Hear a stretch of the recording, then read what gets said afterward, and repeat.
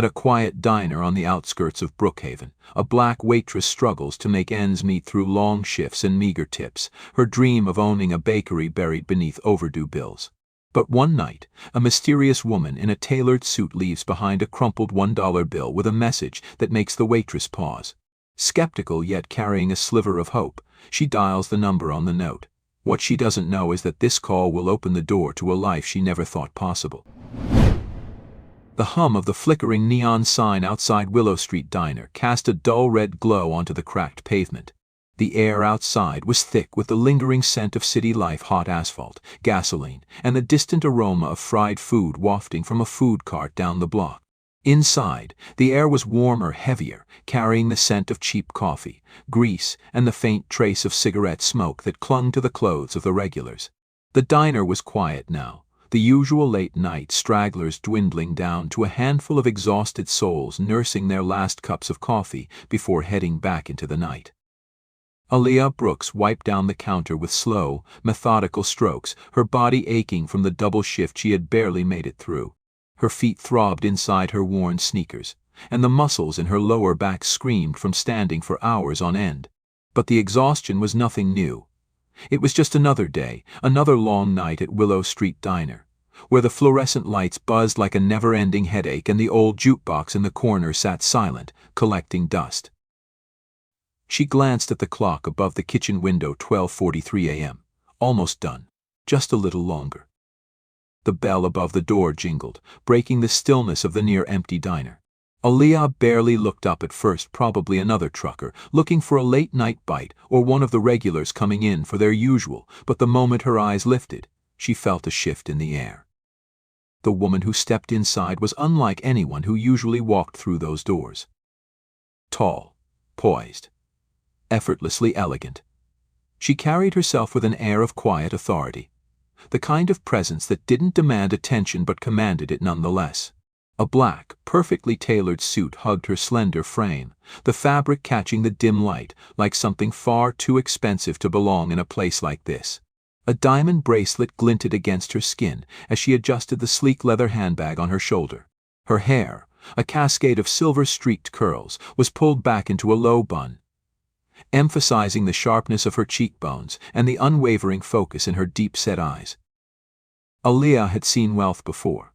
It wasn't uncommon in a city like Brookhaven, where skyscrapers loomed over neighborhoods like hers, dividing the rich from the ones who served them. But there was something different about this woman. She wasn't just rich, she was powerful. For a moment, Aaliyah hesitated, gripping the damp cloth in her hands before forcing herself into motion. She tucked the rag into the pocket of her apron and grabbed her notepad, making her way over. "Good evening, Mom. What can I get started for you?" The woman barely glanced at her. She flipped open the menu with a slow, deliberate motion, scanning it with an expression that gave nothing away. When she finally spoke, her voice was smooth, measured. Grilled cheese and water. That was it. No extras, no substitutions. Just a simple, almost childish meal from a woman who looked like she dined in five-star restaurants with plates too small to be worth the price. Aaliyah jotted it down. Coming right up. As she moved toward the kitchen, she stole another glance at the woman. She sat perfectly still in the corner booth, her back straight, hands resting lightly on the table. Not scrolling through a phone, not tapping impatiently, just waiting, like she had nowhere to be, nothing pressing to do. It was unsettling. Aaliyah didn't linger on it. She had work to do. The grilled cheese took less than 5 minutes to make. Buttered bread crisped to a golden brown, cheese melted just right, the kind of simple comfort food that fit a place like Willow Street Diner. She plated it carefully, added a glass of water, and carried it over to the woman's table. "Enjoy," she said, setting it down. The woman didn't acknowledge her, didn't say thank you, just picked up the sandwich and took a small, methodical bite. Aaliyah exhaled through her nose, forcing herself not to roll her eyes as she walked away. She had dealt with people like this before, rich, entitled, the kind who barely saw the servers who brought them their food. They lived in a different world, one where people like her only existed in the background. The minutes passed in near silence. The woman ate slowly, finishing the sandwich in precise, calculated bites. She dabbed her mouth with a napkin, folded it neatly, and slid out of the booth with the same effortless grace she had walked in with. Aliyah had already turned back to the counter, half distracted by the thought of finally getting home, when she heard the soft rustle of cash being placed on the table. She waited until the door jingled shut before moving over to clear the plate. Her fingers moved automatically, scooping up the napkin, the empty water glass, She froze. A single, crumpled dollar bill sat in the middle of the table. Her stomach twisted. A $1 tip. Aliyah could feel the heat creeping up the back of her neck, frustration bubbling beneath her exhaustion. $1. From a woman wearing a watch that probably cost more than Aliyah's monthly rent. But as she picked up the bill, her irritation flickered into something else. There, scrawled across the surface in neat, slanted handwriting, were the words, "The biggest opportunity sometimes starts small. Call this number." Aliyah stared at it, her pulse quickening. She turned toward the window, catching just a glimpse of the sleek black car as it disappeared down the street. The taillights glowed red in the distance, fading into the dark. Her fingers tightened around the bill. What kind of person leaves a note like this? And more importantly, should she call? Aliyah sat at the counter long after the last customer had gone, the diner now eerily quiet, except for the hum of the refrigerator and the faint buzz of the flickering overhead light. The $1 bill rested on the worn countertop in front of her, its creased edges slightly curled. She ran her thumb over the inked words again, her mind caught between suspicion and curiosity. This had to be a joke. Rich people didn't just leave cryptic notes for struggling waitresses in rundown diners. Maybe it was some kind of setup, one of those scam calls that lured desperate people in with false promises. But something about the woman, the way she carried herself, how deliberate she had been in her every move, told Aliyah that this wasn't random. She glanced at the clock, 1:27 a.m. Too late, or maybe too early, to make a call like this. But the thought of going home to another overdue bill, another night of worrying about whether she'd be able to afford her mother's medication next month, made her grip the phone a little tighter. Before she could second-guess herself, she dialed the number. It rang once, twice. A click. A breath of silence. Then a voice, smooth, steady, and unmistakable. "Aliyah," the woman said, as if she had been expecting the call. "I was beginning to wonder if you would." Aliyah's mouth went dry.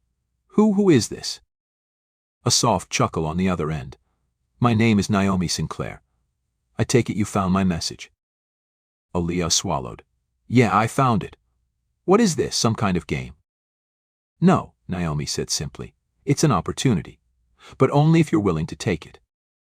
Aliyah hesitated. "Why me?" A pause. Then, "Because I saw something in you." Aliyah let out a bitter laugh. "Yeah. And what exactly did you see? A broke waitress who works herself to the bone for scraps." Naomi's voice didn't waver. "I saw someone who never stops, no matter how hard things get. Someone who treats every customer with kindness, even when they don't deserve it. Someone who's been overlooked, underestimated. Someone who reminds me of myself, a long time ago."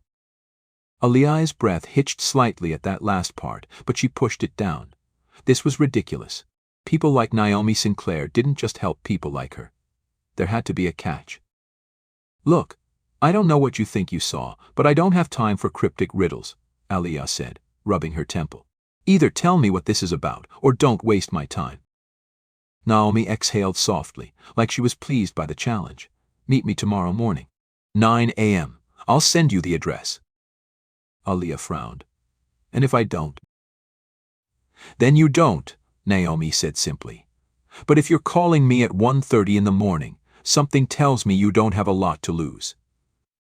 Aliyah clenched her jaw, her fingers tightening around the phone. She hated that the woman was right. A pause stretched between them, heavy with unspoken thoughts. Then Naomi spoke again, her voice softer this time. "You deserve more than just surviving, Aliyah." The line went dead. Aliyah stared at the phone in her hand, her heart pounding in her chest. Tomorrow morning. She should ignore it. She should go home, sleep, and pretend this never happened. But she knew she wouldn't. because for the first time in a long time, someone had looked at her and seen something more. Morning came too soon. Aliyah barely slept, her mind turning over every possibility, every worst-case scenario. By the time her alarm blared at 7 a.m., she was already awake, staring at the ceiling of her tiny apartment. The peeling paint, the water stains creeping along the corners, the soft wheeze of her mother's breathing from the next room, it was all a reminder of why she was even considering meeting Naomi Sinclair in the first place. She pulled herself out of bed, dressed in the nicest thing she owned that wasn't a waitress uniform, a fitted navy blouse, black slacks that were slightly too long, a pair of flats that had seen better days. Her reflection in the bathroom mirror looked foreign. The tired eyes, the set of her jaw like someone bracing for a fight. Maybe she was. By 8:45, she was on the train, gripping the metal pole as the city blurred past. The address Naomi had texted led to a part of Brookhaven Aliyah had only ever seen from a distance, where the buildings weren't just tall, they were glass and steel monuments to the kind of wealth she had never come close to. When she stepped out of the station, the world felt different. The streets were spotless, the air smelled like fresh coffee instead of gasoline, and the people walked with the kind of ease that came from never having to worry about making rent. She had never felt so out of place. The building Naomi had directed her to was impossibly sleek, the kind that reflected the entire skyline in its tinted windows. The moment Aliyah stepped inside, the temperature seemed to drop cool, sterile air conditioning replacing the heat of the streets. A woman at the front desk, blonde, stiff-backed, with a practiced corporate smile, barely spared her a glance before her eyes flickered over Aliyah's outfit. It was subtle, the slight lift of an eyebrow, the way her smile didn't quite reach her eyes. Aliyah knew that look. She had seen it before. "Can I help you?" the woman asked, voice clipped, polite in the way that meant you don't belong here. Aliyah lifted her chin. "I have a meeting with Naomi Sinclair." The woman's smile faltered, just for a second. "And you are?" "Aliyah Brooks." Something shifted. The receptionist's eyes darted to the computer screen, fingers tapping quickly across the keys. Whatever she saw made her pause. Then, with noticeably less enthusiasm, she gestured toward the elevators. "Top floor. Ms. Sinclair is expecting you." Aliyah didn't thank her. She just turned on her heel and stepped into the elevator, feeling the weight of the receptionist's stare on her back the whole time. As the doors slid shut, she took a deep breath, her pulse loud in her ears. Top floor. The ride up was smooth, too smooth, like the elevator wasn't even moving. When the doors finally opened, she stepped into a space that didn't look like an office at all. It was too open, too bright. Floor-to-ceiling windows stretching across the entire length of the room, offering a panoramic view of the city below. Sleek, modern furniture sat in deliberate arrangements, the kind of expensive minimalism that screamed money. And there, standing by the window, was Naomi Sinclair. She turned at the sound of the elevator, the same composed expression on her face as the night before. But here, in this setting, she fit. She belonged in this space in a way that Aliyah never had anywhere. "Aliyah," Naomi said, motioning for her to come forward. "I'm glad you came." Aliyah stepped forward cautiously, glancing around as she approached. Didn't have much of a choice. Naomi's lips twitched like she had expected that response. "Would you like something to drink?" Aliyah shook her head. "I'd like answers." Naomi nodded approvingly, as if she liked that Aliyah didn't waste time. "All right then, let's get straight to the point." She moved toward a sleek black desk, picked up a folder, and placed it on the glass surface. "I told you last night that I see potential in you, and I meant it." She gestured toward the folder. "I want to invest in you, Aliyah, but I need to know if money weren't an obstacle. What would you do?" Aliyah's throat tightened. That question. That damn question. The one she had forced herself to stop thinking about years ago because it had only ever led to disappointment. But now, standing here, in front of Naomi Sinclair, with the city stretched out beneath them, it felt real. Her fingers curled into fists at her sides. She didn't want to say it. Saying it made it real, and real things could be taken away. But Naomi was waiting. "I'd open a bakery," Aliyah finally admitted, voice barely above a whisper. "Something small. A place that feels like home." For the first time Naomi smiled, not the small, controlled smirk from the night before, but something real. "Then that's what we'll do." Aliyah blinked. "I what?" "You heard me," Naomi said, sitting down. "But this won't be a handout. If you want this, you're going to have to work for it. Every decision, every sacrifice, it's yours to make. I'll provide the funding, the guidance, the connections, but you build it." Aliyah stared at her. "Why?" Naomi leaned forward slightly, her expression unreadable. "Because someone once gave me a chance when no one else would. And I've spent a long time waiting to pay that forward to the right person." Aliyah's heart pounded. This was insane. This wasn't real. And yet. Her mind flashed to her mother's prescriptions, to the exhaustion in her bones after every shift, to the tiny, persistent dream she had shoved into the darkest corner of herself, too afraid to touch it. She swallowed hard. "What's the catch?" Naomi tilted her head. "The catch is that it won't be easy. There will be setbacks, risks, and if you give up, the deal is off." Aliyah clenched her jaw. She had spent her whole life surviving things that weren't easy. She had already lost so much. Could she really afford to turn this down? The answer was terrifyingly simple. "I'm in," she said. Naomi nodded once. "Then let's get to work." The days that followed were a whirlwind. Naomi didn't waste time, and neither did Aliyah. There were no drawn-out meetings, no sugar-coated pep talks, just immediate action. Naomi had given her a list. Not a business plan, not a neatly laid-out blueprint, but a list of things she had to figure out herself. Find a location. Research suppliers. Outline a budget. Develop a brand. "You build it," Naomi had said, and she meant it. Aliyah threw herself into it with a level of intensity she hadn't known she was capable of. Mornings were spent scouring the city, looking at potential storefronts, comparing rent prices, trying to picture what her place could be. Afternoons were filled with research calls to distributors, meetings with local farmers, endless notes scribbled into a worn-out notebook.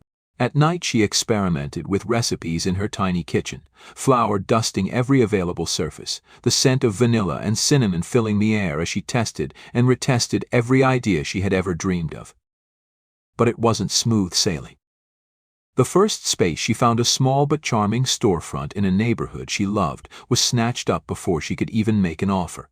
The second landlord she spoke to took one look at her and dismissed her before she even got a word in, his tone dripping with condescension as he said, "This area might not be the best fit for you." She had heard it before. The polite rejection, the unspoken "you don't belong here." It burned. She told Naomi about it the next day, expecting some kind of outrage, maybe even an offer to step in and handle it. But Naomi only watched her with that same unreadable expression before saying, "Then find another way." So she did. She kept looking, kept pushing. And finally, after what felt like an eternity of dead ends, she found it. A small brick storefront on the corner of a quiet street, big windows letting in streams of golden light, a space that felt warm. The rent was higher than she had hoped, but manageable. The lease agreement was brutal, filled with clauses she barely understood. Naomi handed her a folder the next morning. "Your first real lesson in business," she said, flipping through the pages. "Contracts can kill you faster than failure. Read everything." It took 3 days, countless Google searches, and a very long phone call with a lawyer Naomi introduced her to, but Aliyah signed the lease. She had a location. That should have felt like a victory. Instead, it felt like stepping off a cliff. Because now it was real. And real things could fall apart. The weeks blurred together. Construction crews gutted the space, the walls stripped bare, the floors torn up. Aliyah fought tooth and nail for every detail, from the tile in the kitchen to the color of the chairs. She learned quickly that nothing ever went as planned. The plumbing needed more work than expected, delaying everything by weeks. A shipment of baking equipment arrived damaged, forcing her to scramble for replacements. The stress was suffocating, the pressure unlike anything she had ever known. One night, after yet another unexpected cost nearly derailed everything, Aliyah sat on the floor of the empty bakery, her back against the wall, staring at the half-finished space around her. The numbers weren't adding up. No matter how she twisted and stretched the budget, she was running out of money. Fast. Her phone buzzed. A text from Naomi. Success doesn't come without struggle. Keep going. You're closer than you think. Aaliyah let out a slow breath, her fingers tightening around the phone. She wasn't going to quit. She couldn't. So she adjusted. She cut what she could, pushed deadlines, negotiated harder. She poured everything into this. And then, after months of exhaustion, of sacrifice, of moments where she had nearly convinced herself she wasn't good enough, wasn't ready, the bakery was finished. Her bakery. Home Hearth Bakery. The name gleamed in elegant lettering above the door, the final piece of a dream she had barely let herself believe in. The night before the grand opening, she stood in the center of the space, looking at what she had built. The shelves were stocked, the counters gleamed, the scent of fresh bread and warm spices filled the air. It wasn't perfect, but it was hers. The morning of the grand opening, Aaliyah stood behind the counter of Home Hearth Bakery, her hands gripping the edge as she forced herself to breathe. The sign outside gleamed under the soft morning light, the lettering bold, real hers. She had spent the last few hours making sure everything was perfect. The glass display case was lined with rows of golden croissants, perfectly glazed danishes, and soft, sugar-dusted bayonets. The scent of cinnamon, vanilla, and fresh bread curled through the air, warm and inviting. The cafe tables, small and intimate, sat beneath hanging Edison Eye-Get, cast a golden glow over the space. Every detail was intentional, every corner a reflection of the dream she had built from nothing. And yet, doubt sat heavy in her chest. What if no one came? What if all of this, the months of sacrifice, the late nights, the risks ended in nothing but empty chairs and wasted food? The bell above the door jingled. Aaliyah snapped her head up, her heart lurching as the first customer stepped in. A woman and her young son, bundled in their coats, eyes scanning the bakery with curiosity. Then another person came in. Then two more. And just like that, the place filled. By noon, the bakery was buzzing. Families gathered at tables, office workers stopped in for coffee and a pastry, children pressed their noses against the glass case, eyes wide with delight. Aaliyah barely had time to process it, her hands moving on instinct, pouring coffee, plating pastries, smiling at every new face that stepped through the door. And then, just as the lunch rush began to settle, the door swung open again. Naomi Sinclair walked in. She wasn't alone. A woman stood beside her, around Naomi's age, her posture poised yet softer, her expression warm. Two children trailed behind them, their excitement evident as they took in the space. Naomi, in her usual impeccable suit, surveyed the bakery with a slow, deliberate gaze before turning her eyes to Aaliyah. "You actually showed up," Aaliyah said, breathless from the chaos of the morning. Naomi's lips curved slightly. "I wouldn't miss it." The woman at her side stepped forward. "My name is Camille," she said, her voice gentle. "Naomi told me about you. About what you've built here." Aaliyah frowned slightly, glancing at Naomi, who simply tilted her head as if waiting for her to put the pieces together. Camille smiled, a quiet, knowing expression. "Years ago, when I had nothing, Naomi did for me what she's done for you. She gave me a chance. A second shot at building something of my own." She gestured around the bakery. "And now, you're doing the same." Aaliyah's throat tightened. She didn't know what to say. Naomi, watching her closely, reached into her coat pocket and pulled out an envelope. Without a word, she placed it on the counter. Aaliyah stared at it, her pulse hammering. "What is this?" she asked, though she wasn't sure she wanted to know the answer. Naomi simply nodded toward it. "Open it." With careful hands, Aaliyah peeled back the flap, pulling out the crisp white paper inside. Her eyes scanned the words once, then twice, her breath catching in her throat. The bakery, the loans, the investment Naomi had put into it. Paid. In. Full. Her hands shook. I don't understand." Naomi leaned in slightly, her voice softer than before. "You built this, Aaliyah. You earned this. I just gave you a push. Now, It's truly yours." Aliyah felt the weight of it all crash into her at once. The exhaustion, the fear, the relentless, unyielding struggle. And now, for the first time in her life, freedom. Her vision blurred, her fingers clutching the paper so tightly it crinkled at the edges. The bakery around her faded, the voices of customers becoming distant noise. It was too much. It was everything.